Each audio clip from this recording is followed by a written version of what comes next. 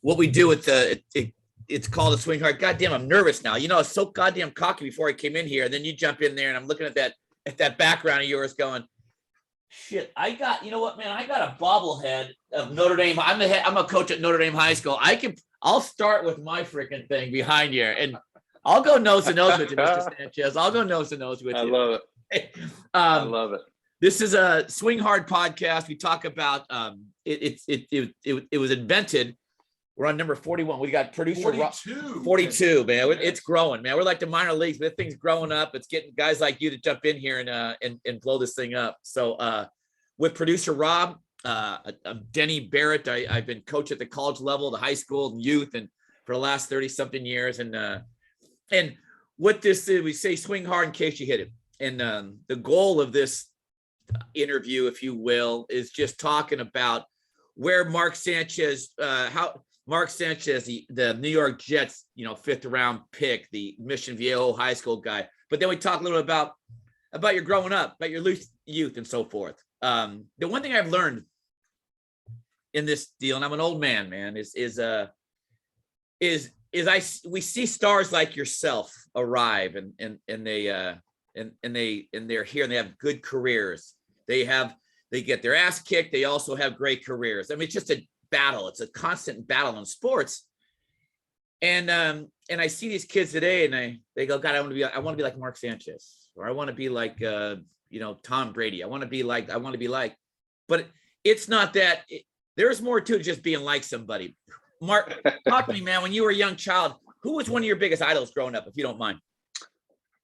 Sure. So, well, other than my two older brothers, I think that played a big factor in my competitive spirit and wanting to, reach a level that they were proud of me. I wanted to prove to them that I was worthy of having my trophies and awards and accolades in our office, because that's where everything was. That's where I did my homework every day. And so I'd see my brother's high school and college helmets, their diplomas, that was a big deal. And when you see those things every day, a lot like, these self-help books and self-starter type people where you got to write down what you want. And I didn't write it down, but it stared right back at me in the face every day as I was doing something every single day. And so effectively, it's pretty similar. But other than those two, my dad, who was a firefighter, was a fire captain for a long time here in Orange County. Just seeing his leadership skills, seeing how he interacted with his team of people, how he saved lives, how, we drove down we got this tiny little trailer down in Mexico. And I remember driving down, we just passed the border and we're literally driving through Tijuana and there's a full on building on fire. And my dad has this shell on the back of our truck. And so I would lay in the back because he put this like carpeted, almost like a loft looking thing so we could store stuff underneath and I could just chill in the back and look out the window. Yeah.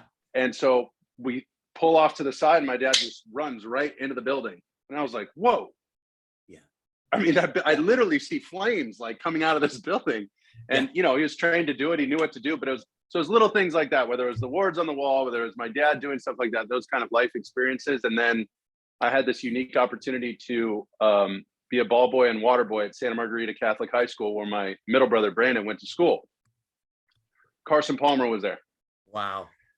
And Carson Palmer was, he was it for me, man. Yeah. That dude was God's gift to football and put on this earth to play quarterback. And holy cow. I mean, I remember him running quarterback draws. I remember him just stiff arming defensive backs. I remember him chucking the ball down the field to John Minardi. And I just couldn't get enough. And I would carry his sweaty pads and his helmet. Yeah. I would bring him water, I'd get his wristbands after the game and I felt like I had superpowers, so Mark, if you don't, let me chime in for a second here, man. And by the way, I'm with Mark Sanchez. I'm learning how to do this. I remember I'm not the star here. You're the guest. So I got to keep reintroducing you. So, and I've seen you roll now. You're with Fox now, ESPN, both. You're with everybody. Fox. I did ESPN and ABC right after I retired for 2 years and had a great start there and appreciate them. And then Fox came calling and I signed a multi-year deal with them. So I'm loving calling NFL games. I'm happy to be back in the NFL. Hey man, you're awfully good at it. I tell you, there's guys. Thank you. Reason why, we can relate to you. I love the way you communicate. And I can assume, man, as a quarterback leading the team down the field as well, man. I think what are some, well, I'm going to go to that in a second. When I hear you talk about your dad being, if my dad was a fireman as well, and and I have a family of firefighters, and the funny thing is they say, yeah, when the fire's on, our dads, firefighters go into the fire. Everyone else leaves the fire. What an honorable thing to say with the profession of your dad. And then I had two older brothers as well. And that's funny, that intrinsic competitive nature you had then as a younger brother. I gotta assume that was our goal. That was a goal of mine to, man, I want them to recognize me the same way I recognize them, or if that makes any sense. Mm-hmm. Oh, 100%. You want those feelings to be mutual, that mutual respect, that reciprocity, and especially athletically. I remember coming home, and my brother Nick would call home from Yale. He was the first in our family to go to college, blew it out of the water, played football at Yale. Right. And he would call home like once a week from a payphone. Yeah. And before cell phones is like 1990, Yeah. And I'm like, playing basketball. I remember scoring like 40 points in a basketball game, like an NJB game. Right. And as soon as that game was over, I couldn't wait to talk to my big brother, Nick, who's away at college, and tell, yeah, man, I scored 40 points. And just to like prove to him, when he'd come home from college, when my other brother, Brandon, would come home from college, all I wanted to do was play one-on-one in the backyard. And they would whoop my ass. But that wasn't the point. It was just like, I'm going to score more this time. I'm going to show him. One of these days, I'm going to beat him. I'm going to beat him, so. You know what, man? Your brother, I remember my brothers, Jim and John, and God, they pissed me off. I'd go out there in the back, and first of all, I had to beg them to play. If they, I was a little guy, and I'd go up there, and I'd be up maybe 19-2, 19-3, and I thought I had some game. I thought I had a pretty good game out there. Never. The game always ended with me losing my point or bucket. They always let me get close, and we had to go to dinner afterwards. And you remember the dinners afterwards sucked because I hated losing. You just hate losing. Terrible. Terrible. It's a horrible feeling. Now you played, you went to Mission Viejo High School, but that's not where you started, correct? Correct. I started at Santa Margarita. That's right. Then you went over to Mission Viejo with, there was a gentleman, I saw you, by the way, I saw you play in high school, but there was a guy named Andy Bark, who is runs a group. I don't know if you know Andy, AB, Student Sports. Yeah, I know Andy really well. Yeah. Oh, that's, you know what? Shit, I worked for Andy. I did not know this before you came on. Yeah, go ahead. Yeah, we did all that Elite 11 stuff, and he knows my dad, he knows my brothers, he knows my mom. Like, we're at all the camps, and working hard and trying to figure out what this whole college experience was going to be like. And I had a pretty good idea that football was my favorite growing up. I really did love basketball, and baseball was probably my third favorite, but I enjoyed it because I had a lot of friends that played, and I was decent at it. Pitched a little bit, played a little outfield, kind of played all over, so it was fun. But football, I could tell, like, the other 2 seasons were like a nice little break, and then I couldn't wait for football to start up again. So once we got into all the quarterback stuff and Elite 11 and camps, and trying to use those camps as a measuring stick, because you finally get to look around. If you have one little puppy running around by itself, you don't really know. You have nothing to compare it to. Right. But once you see, a kid with his peers, now you start to figure out, and people start to separate from each other based on athleticism and leadership skills, communication skills, all that kind of stuff. So yeah, man. And I'll tell you that, I think that's what separates, a lot of kids today, youth kids today, they take lessons and they do the one-on-one stuff. And I'm sure you did a lot of one-on-one with guys to work on your game. But when you put a Mark Sanchez out there with 7 other or 11 other quarterbacks, all of a sudden, now that competitiveness comes out as well. Doesn't it, I assume? Oh, it's that's almost like that fight or flight mode. And you can tell when kids have it, and some kids will, shy away a little bit. Other kids are in front of the line. You just get to see how they interact with others that are supposed to be good, and it's great. I think when, and that's what our whole college program was built on, with competition, right? Coach Carroll reminded us, like, hey, scholarship, no scholarship, you're going to get a shot. And when you get a shot, you better be ready. So lift the weights, eat the right food, get the right sleep, study your playbook. And when you get your chance, it's yours. If you take it and run with it, nobody can take it from you. And so he would kind of dangle that carrot, and that, it fit right into who I was and how I was brought up, and the way I was taught to compete. And it was, those were fun memories, because I remember seeing, those guys on the student sports websites and Rivals and Yeah. all that kind of stuff. And like, oh, this guy's a 4-star or 5-star guy from Louisiana. Like, and we get out on the field and you see all his highlights and they look amazing. Right. We got to remember, like, I have my own highlights. Like, all the highlights look good. That's why they're called highlights. Right. But once we get out there, you're like, all right, this guy's no bigger than me. He might be a little fast, might be half a step faster than me, but he can't throw it any better than me. Right. And so that's when that stuff starts happening, and you become friends with these kids, and then you go out on the field and you're trying to throw the ball through the same tire and hit the same flag and go through the same reads and all that. And so you just kind of get a good look at, like, all right, yeah, I can do this. I can hang with these guys. If you're talking to a kid today, because I think there's always that one guy. There's you and 8 other guys. But by the way, All-American, what did I have here? Freshman. I think you the freshman. I'm going to say this. I may have to edit this out, but you were a freshman at SC. No, it wasn't. 2009. All-American in 2008. That year you had Sam Bradford, Colt McCoy, Graham Harrell, Tim Tebow, and then Matthew Stafford. Mm-hmm. Now, and you're part of that group. Then it was the all rookie team. That's what it is. I'm sorry, the all rookie team. Your first year coming in. And by the way, another big stat from Mark Sanchez. Rob, I do my research on the guy. My biggest thing was Andy Bark. I call him AB. I never called anybody by their initials, but he was a big AB guy. Hey DB, AAB.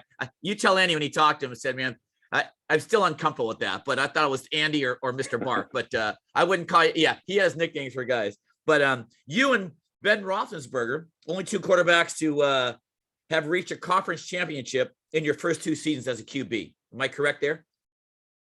Yes, sir. Yeah. Good little runs. We had some good ball clubs, man. That's a big deal. Now you're 6'2", 230. I thought you'd be more of a third baseman, shortstop, pitcher on the mound, man. Hit your spots and so forth. Baseball wasn't a thing for you though, huh? You didn't? I can imagine you threw the rock pretty hard. I mean, I threw it okay. What's funny is I had I remember leaving like off-season 7-on-7 tournaments and stuff with football and sprinting over to the baseball field, hopping the fence, going to relieve one of the pitchers for a couple innings, and then running right back to football. So it was just kind of something I did to kind of help out, and I had friends there and I enjoyed playing enough, but I wasn't like some great hitter or anything. I was a decent pitcher. What worked for me, and I know the catchers hated it, but I have massive hands. Like I should have played piano or something else, but I just have really big hands. Right. And so I'd throw this split finger pitch, and I couldn't really control it. I didn't know if it was it. Sometimes it would just fall off the table, and it would kind of tail one way or another. Right. And so I couldn't tell the catcher where it was going. I just said, I'm aiming somewhere around the guy's knees, like low end of the strike zone, and it's going to fall out. And so these guys were like, what the hell's going on, man? Mark, so it's their job. That's all I had. That was my, I know, but I just felt bad. They're like, dude, where's it going? Are you going inside or outside? I said, buddy, if I could tell you, I think I'd have a lot of money right now. You know what, Marco? That's why they wear the gear though. Shit, you throw that thing, it drops off the table. They got the armor right there to handle that pitch. That's what they're supposed to be doing. So but if you get on base, you're definitely if you're getting on base, God forbid I walk somebody, because then you're at third in 2 split fingers. You know what I mean? So it was a little frustrating, but at times we'd pick up, a couple quick innings, throw like 9 pitches out of there, and coach was like, great job, get out of here. I know Santa Margarita.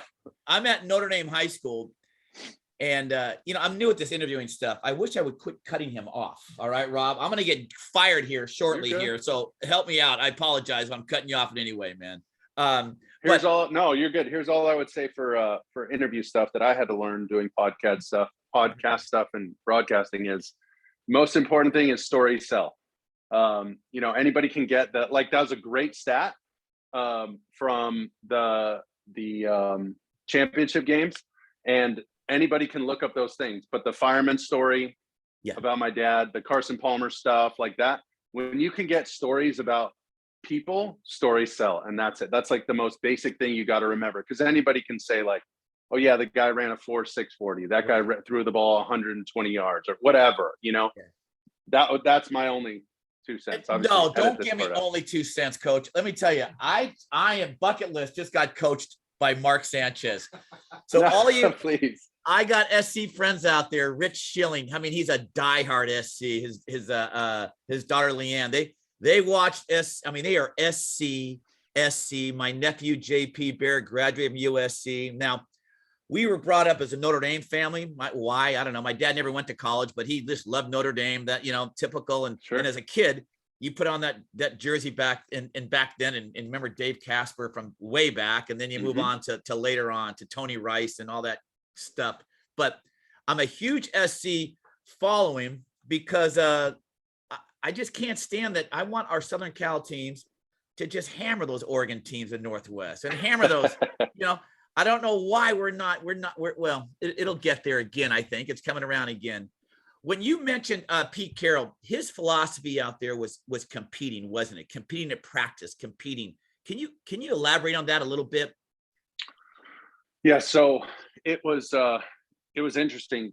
Coach Carroll was one of those guys who was on the phone, spinning a basketball, taking batting practice, chewing gum, all at the same time. Yeah. And everything he was doing seemed to be receiving his full attention. Like when you spoke to the guy, how busy he is and how big and complex his world is as the USC head football coach.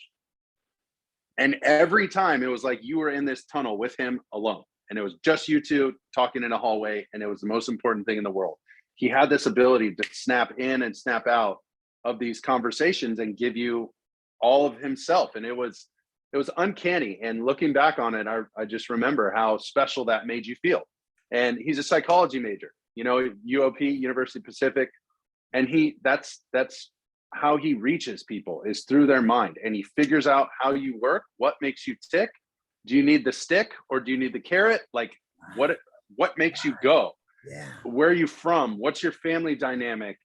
Explain that. Boom. I'm going to get inside this kid's head and help him and make him grow and make him a man along the way. But he's going to play ball, and he's going to play ball really well for me. And by the time we get to the game, not only did Coach Carroll trust his process and he gave a ton of power to his coaches, empowered them to teach. It's like, but I can teach them the skills. If I can get the right athletes in here, we'll be just fine. Because when it comes to the toughest game within the game, between your ears, he's like, I'll get that right.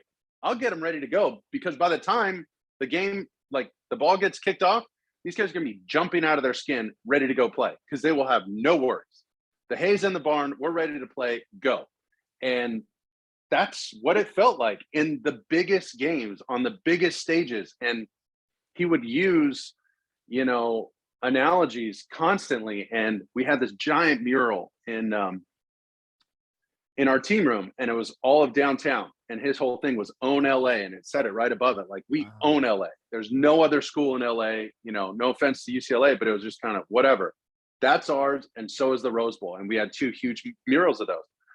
And I remember he would ask somebody every year at training camp to stand on top of the piano. And it's like, maybe, 12 inches, like a upright piano, not like a big grand piano, but like, a foot long and maybe 5 feet wide or something like that. And so your toes kind of hang off if you stand on top, but he would put somebody up there every year. And he said, do you feel safe there? And he goes, yeah. He goes, stand on one foot. And so you stand on one foot, and you're doing this in front of the whole team. And he said, jump up and down, not really high, but just kind of jump. He said, yeah, I'm fine. He's like, okay, if I put you on that same piece of wood, another 20 feet higher, are you good?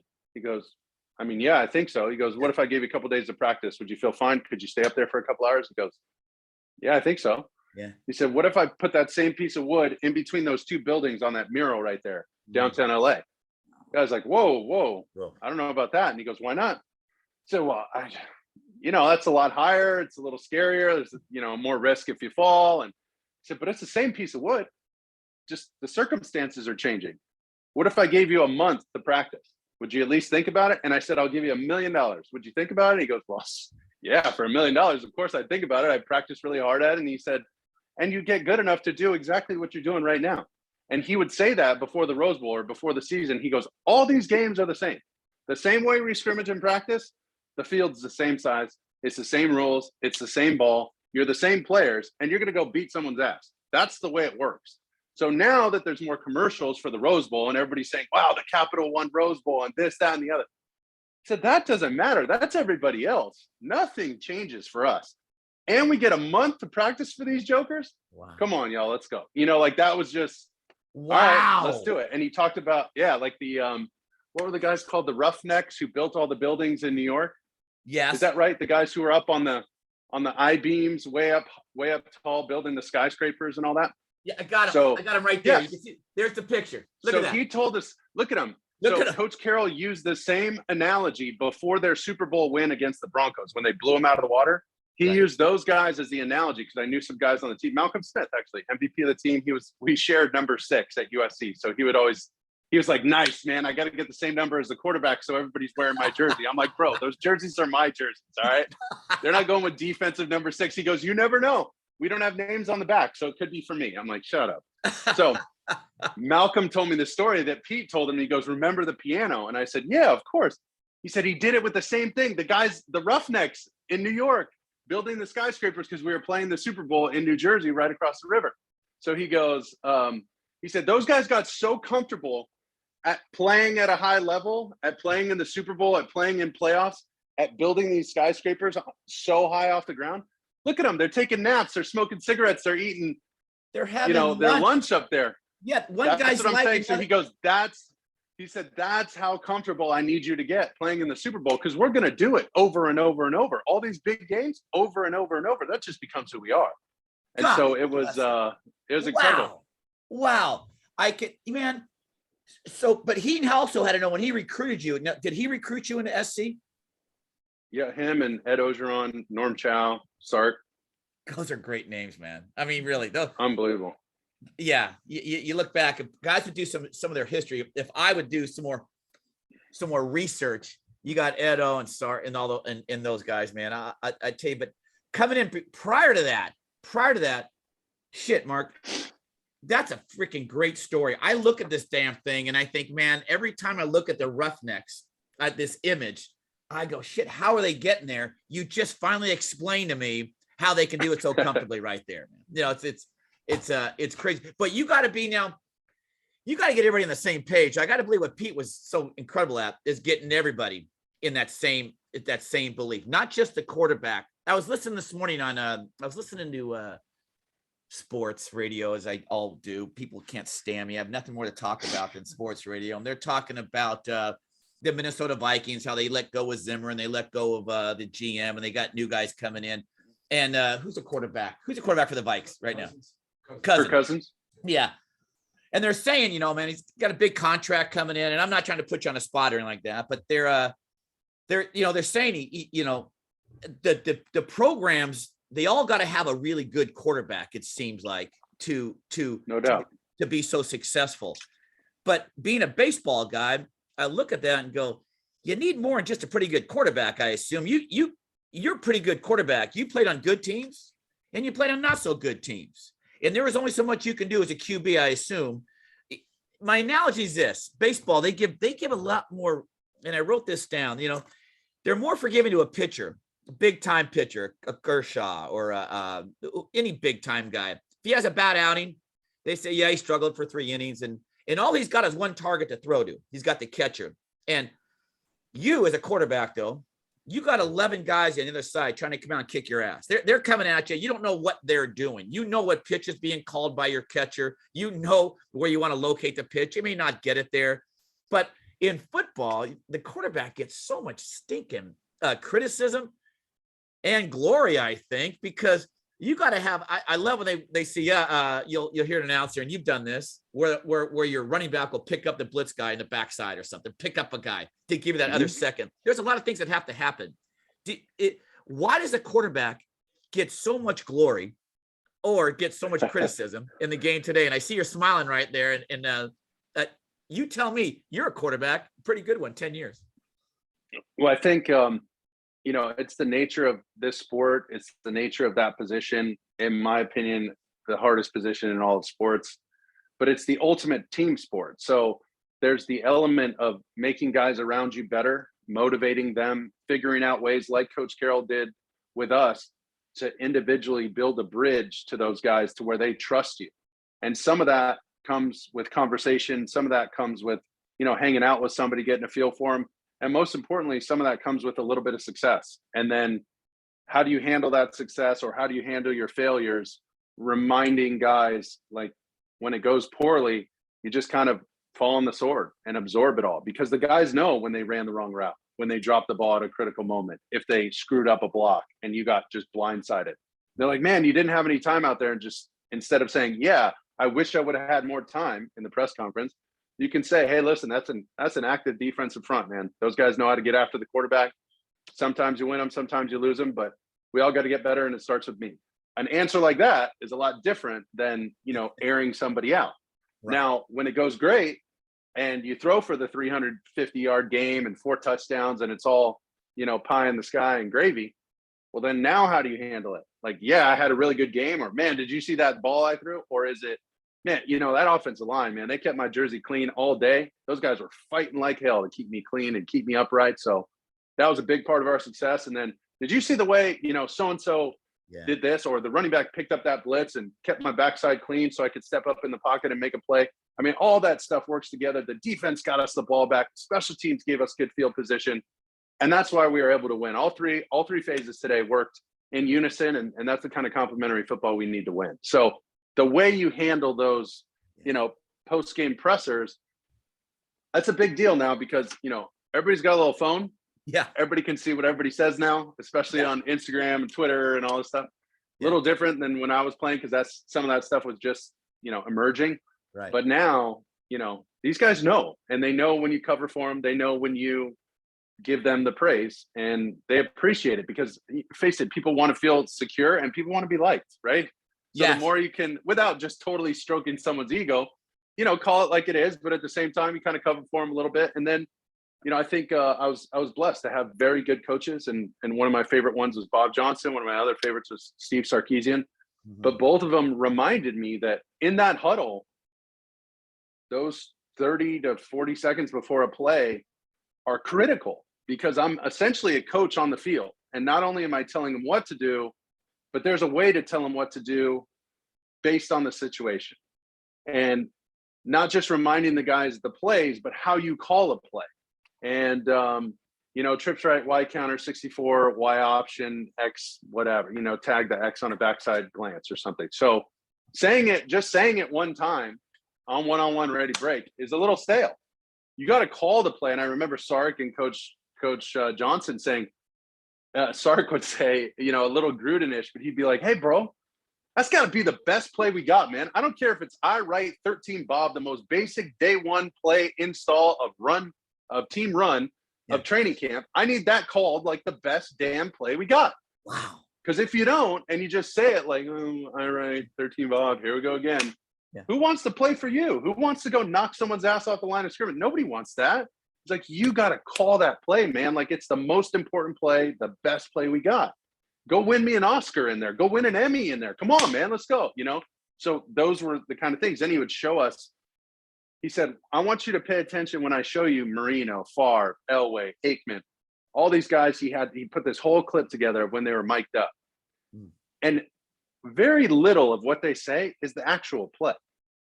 Everything else is motivational stuff. Elway, talking to Mark Schlereth. Hey, he used to call him Stink. Stink, knock their ass off now. We're running right up your ass. Come on, let's go.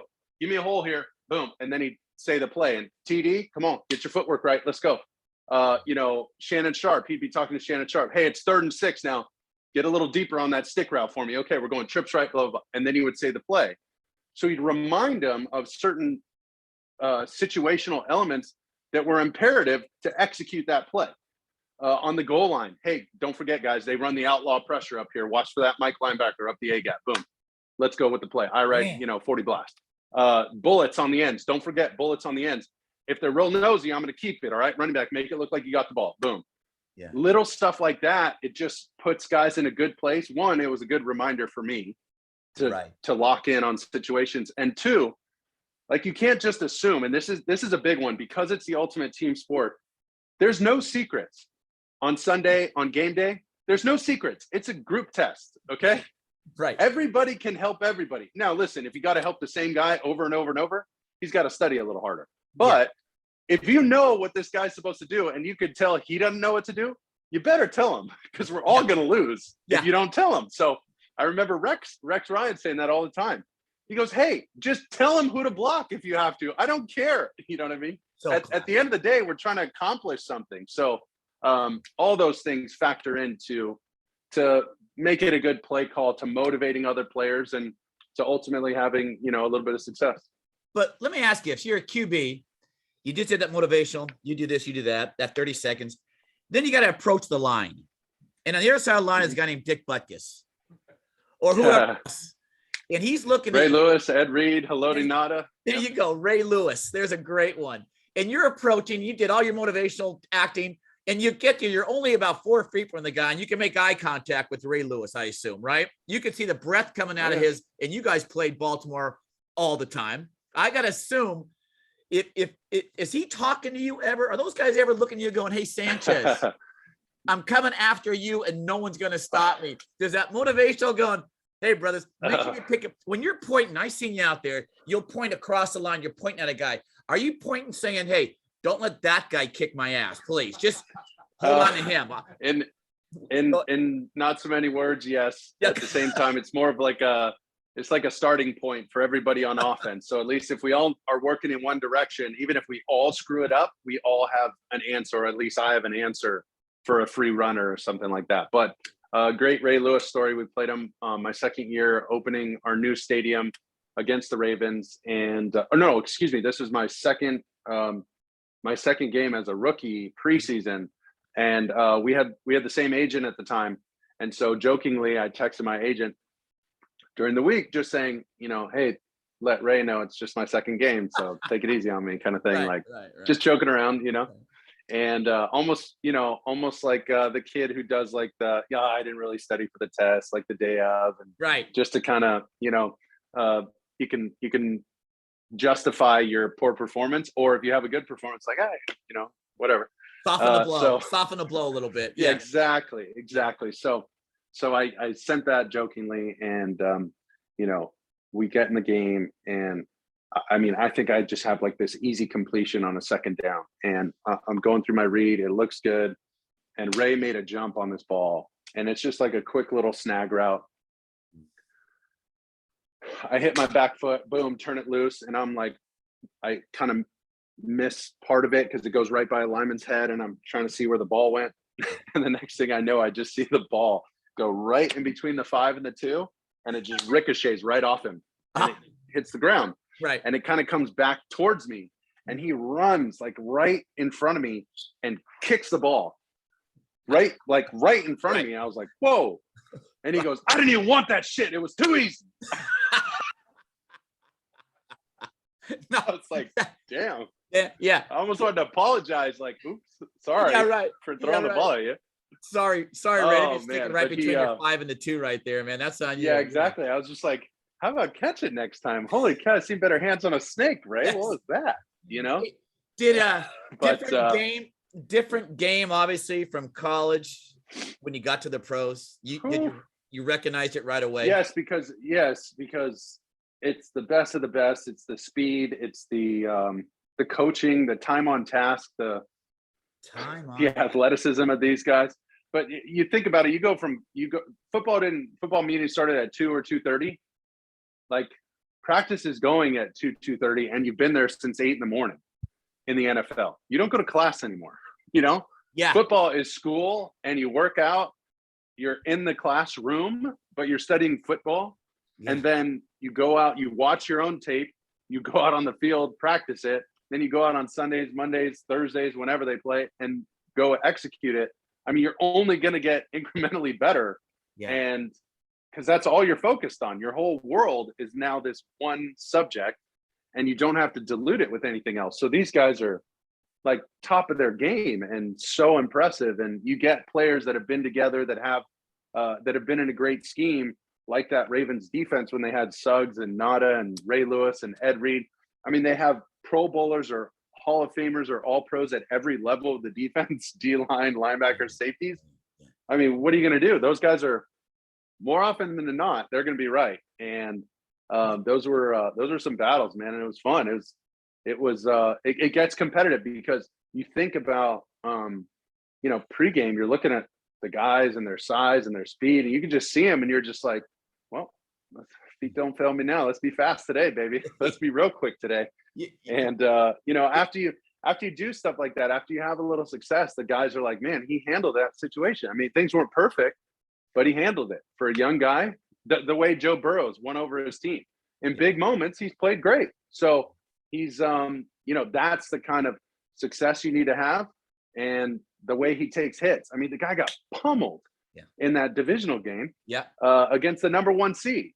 And, they kept marching down the field. He never flinched. He just stood in there, took hits, and then delivered the football. And, guys recognize that. Everybody watches the tape, and they say it on everything, but the eye in the sky doesn't lie, man. You can see it all on there. You can tell when guys turn down hits. You can tell when guys make the right play, when somebody sacrifices for another guy, when the quarterback's standing in there, or if he's got happy feet or he drops his eyes. You can see it all. So, like I said, there's no secrets on game day. There's no secrets in the film room either. Guys know. You can fool some people on the outside, but you can't fool the players. No, man, I saw and at the end, you saw Burrow every once in a while get up a little bit slower than other times you get up. Yeah. But I you asked me, what do you do? For me, that may be the day against Baltimore. The old pulled groin may start to get up there a little bit and say, Coach, just a little bit. I got that arm, that thing, whatever that is, that thing that they've been looking at in the training room, and the coach didn't know about it. Yeah, it's. I think it's coming back right now. Just so you know, that was. I don't think that would have gone over with Coach Bob Johnson very well, because I remember one of the guys is like, yeah, I think I strained my hip flexor, and Bob goes, I don't even know what the hell that is, and we don't have an injury report, so get your ass on the field, please. It's so true. So fun. It's same with hitting. We got players that come up, and there are certain days you see young players. And when I coach at the college level, you see certain guys, and we're going to face a guy that, is number 1 pick. And all of a sudden he'll come out and say, yeah, man, Coach, it's something. It's a growth plate. I go, bro, you're already 18. That growth plate's been gone. All right. It's closed. Yeah. That doesn't grow anymore. The growth plate's closed. Hey, that's great. Have you ever coached at all? Did you ever do much coaching? I know you're doing a lot of playing. Well, I'm actually helping out with my son's baseball team. He just started a little pony league. He's in Shetland. He's 5, and he's on the Texas Rangers, baby. So we got I put the eye black on him the other day. They're pitching to him from the blue flame, and he's hitting it a little bit. So he's having a blast, man. He's got the gloves hanging out of his pocket. He's chewing the gum. I mean, he looks the part. That's for sure. We just got to get him hitting the ball a little more. Hey, what do you tell these young kids today, whether they're 5 or whether they're 12? I mean, at that age, like, it's about having fun. It's learning, just the positions and the bases, the fundamentals of the game. Getting them, get the kids on their knees where like the infield ends and the outfield begins. So their knees are on like the soft part of the grass, and then the ball rolls on the dirt. Wow. And I put them on their knees first, so he can't get out of the way. Because if you hit a grounder at a 5-year-old, he's just going to move. Oh, that's awesome. So when they're on their knees, they can't get out of the way. So it hits them in the chest, or they get it. Yeah. And so I'm just, I teach them the alligator. I'm just like, chomp it, chest it, and throw it. Yeah. Chomp, chest, throw. And then my brother showed me, we put some cones up so he could get to, a throwing position like that. Yeah. And just kind of shuffle his feet around. And DJ picked that up pretty fast. That's my son. He picked it up pretty fast. But the other kids, once they saw him do it, they're like, whoa. And the other coach was like, how'd you know that? I was like, I don't know, man. My big brother taught me that because he's got 3 kids go through this. And he goes, chomp it, chest it, throw. Where did that come from? I was like, I don't know. I just took a couple ground balls myself and tried to break it down as best I could. I don't know what I'm doing, man. I just done it before. It's better. The chomp, chest, and throw is much better than the ole. I mean, if you want to go with that, the ole of getting out of there. And because I've seen the ole done many times, man. But the chomp, I love that. And we go with that point. We like to put the third eye. Some of these young kids don't know, point to your target. Well, get your feet around. Make sure that third eye, which is the glove side of pointing at the target. Left shoulder at the target. I like that. Yeah, it works a little bit. It works. And then most importantly, other than the technical stuff, like some of that stuff they'll start to pick up as long as they're having fun. There's a tipping point, a breaking point of like frustration. Like he's not going to go out there and take 100 cuts on, a pitching machine. 1, he's little, he doesn't have the attention span. And 2, swinging that bat 100 times, he just gets exhausted and frustrated. And now he's never going to hit the ball. And now he's just kind of defeated. So Absolutely. there's a point of no return, or diminishing returns rather.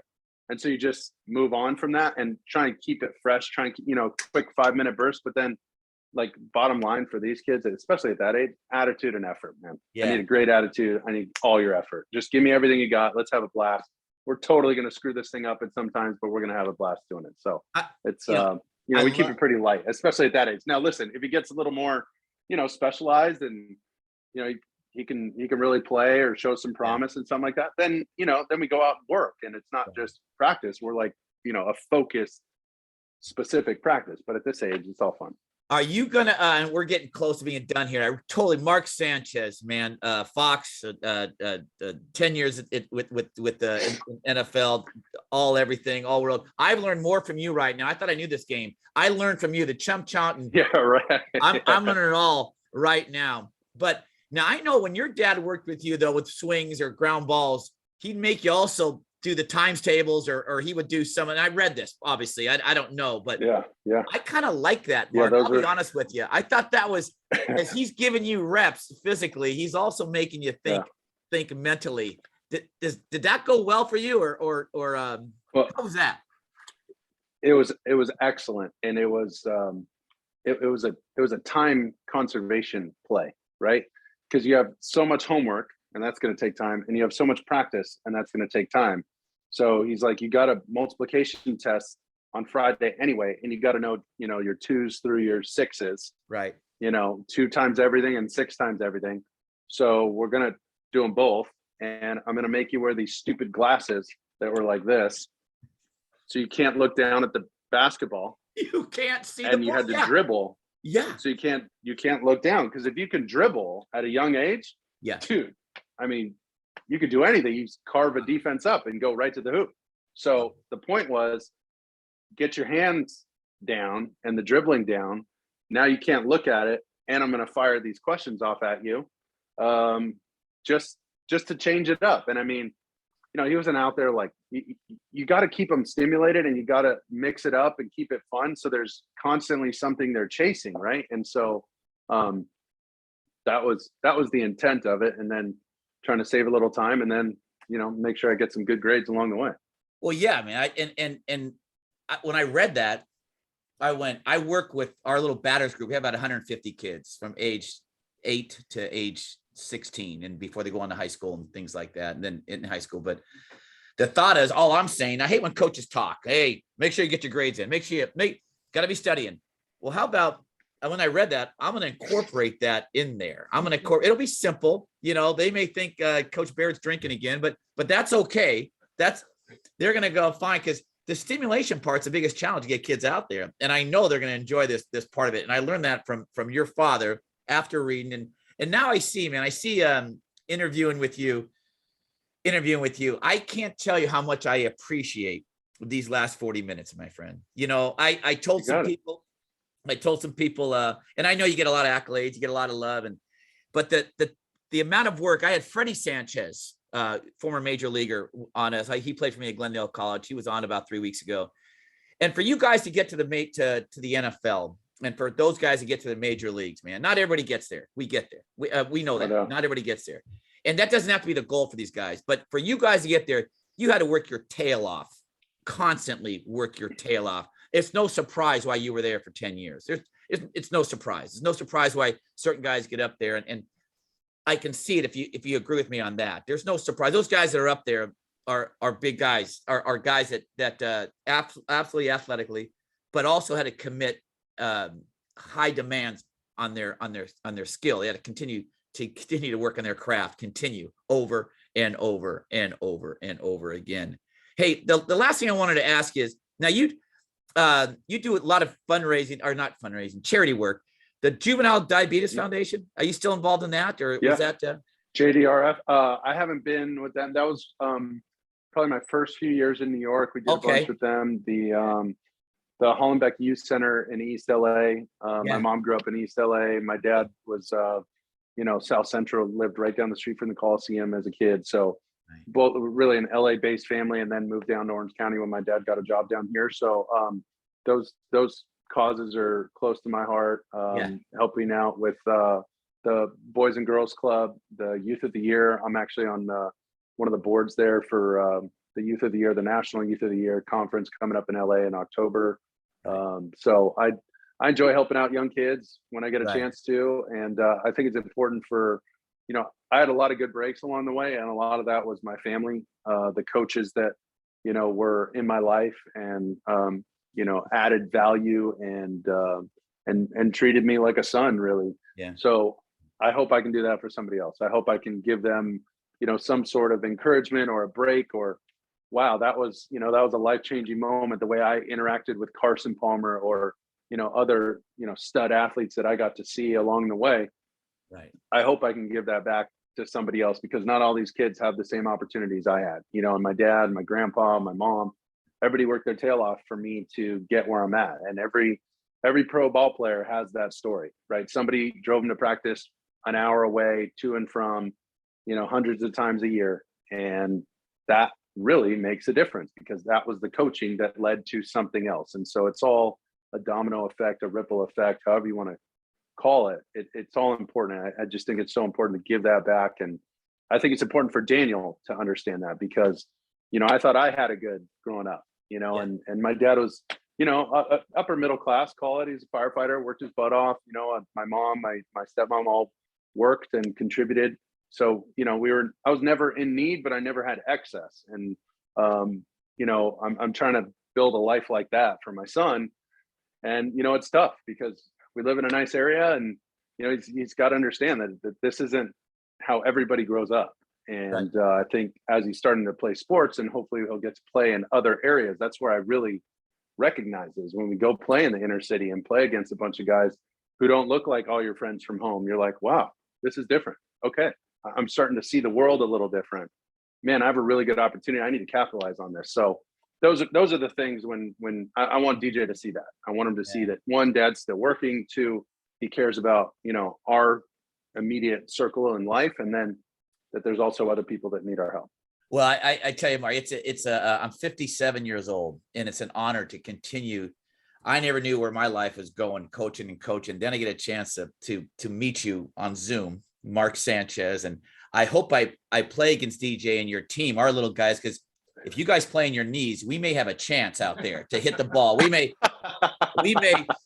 Those are just warm-up drills. Oh, okay. Shoot. I was hoping maybe they stayed down there. Then maybe we have a shot, because we can't run a lick in our groups at all. Maybe they can get balls, sneak one through there left and right. Hey, man, I look forward to continue to follow your success. And again, I can't thank you enough for taking your precious time out on a Tuesday to be on this podcast of Swing Hard. And you spoke right to what we do in this thing. So thank you very much. Thank you. Okay. Awesome, Coach. I appreciate your help. Yeah. Appreciate you having me. We'll talk to you guys soon. Yeah, Mark. Well, Thanks, Mark. we're done here. But hey, man, seriously, brother, I followed you. I watched you, and I mean, this fan of me. I get you on here. I had all this stuff to talk about, and then shit, I get. It always ends up like that, dude. Trust me. It's all good. Like that. Okay, bro. All right, man. Be safe. I'll talk to you soon, man. Thanks awesome. again. Yes, sir. Take care. We'll see you guys. I'll send you a link to the show when it's all ready to go. Okay. Yes, sir. Thank you so much. Appreciate it. Take care. All right, fellas. Y'all have a good one. Thanks. You too.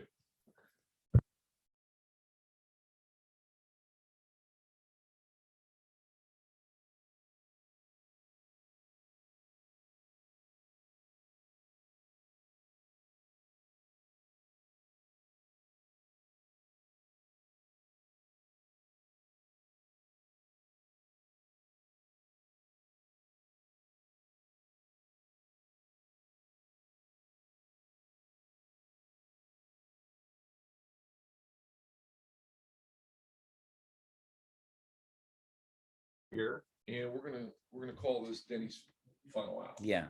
And basically, it's what I've learned about the Right. today. We've decided.